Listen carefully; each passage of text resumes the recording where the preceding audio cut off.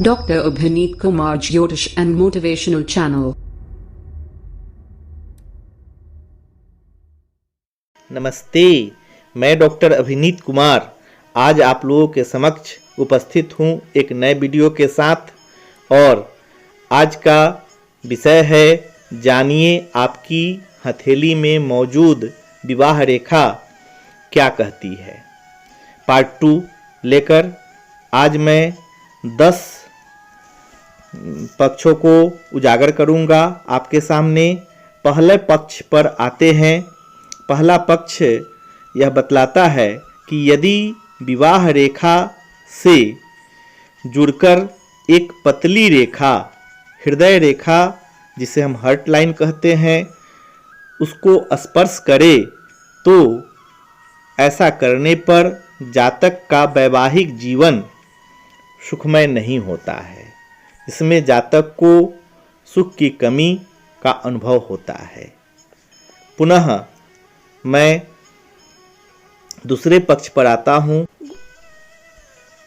इस पक्ष पर यदि हम विचार करें तो विवाह रेखा यदि टच करती हुई यानी स्पर्श करती हुई एक रेखा निकले और मस्तिष्क रेखा जिसे हम मेंटल लाइन कहते हैं उस पर जाकर उस मेंटल लाइन को स्पर्श करे तो जातक के जीवन साथी बुद्धिजीवी होते हैं।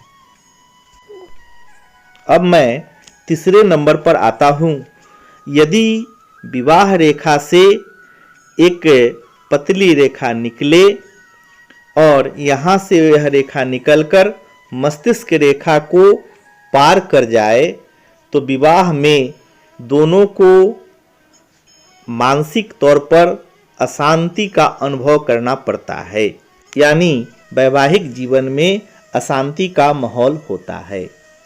यदि चौथे नंबर पर आते हैं तो विवाह रेखा से कोई पतली रेखा एक निकले और जाकर जीवन रेखा यानी जिसे हम लाइफ लाइन कहते हैं उससे जाकर मिले तो जातक के जीवन में उनके सगे संबंधियों के कारण भी वैवाहिक जीवन में अशांति होती है तथा वैवाहिक जीवन में अनेक प्रकार से दुख का सामना करना पड़ता है।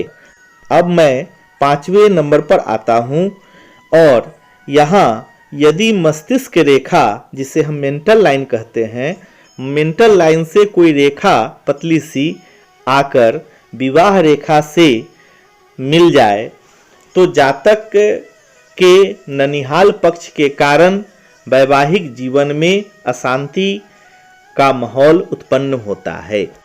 अब हम लोग छठे नंबर पर आते हैं। छठे नंबर पर जरा देखते हैं कि यदि कोई रेखा विवाह रेखा से यानी मैरिज लाइन से थोड़ा आगे बढ़कर हृदय रेखा से जाकर मिले तो यह रेखा ऐसा मिलने से जीवन साथी से असमय अलग होने का बोध कराती है यह रेखा।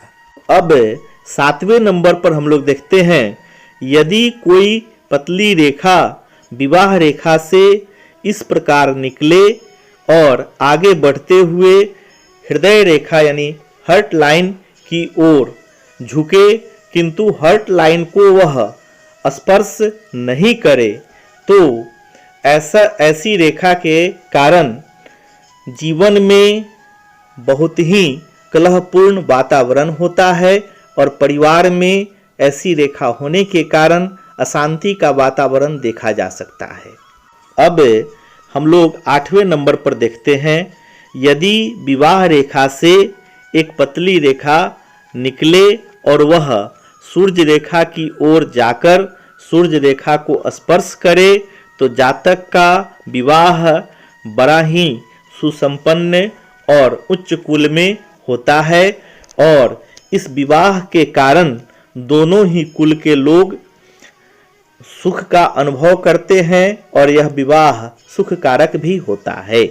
पुनः अब हम लोग 9 नंबर को देखते हैं और यदि विवाह रेखा से एक पतली रेखा चलती हुई सूर्य रेखा को काटकर आगे बढ़ जाती है, तो ऐसी स्थिति जब हो तो काटकर जब सूर्य रेखा को आगे बढ़ जाए तो वैवाहिक जीवन में अशांति का वातावरण देखा जा सकता है और इससे वैवाहिक जीवन सुखमय नहीं होता है।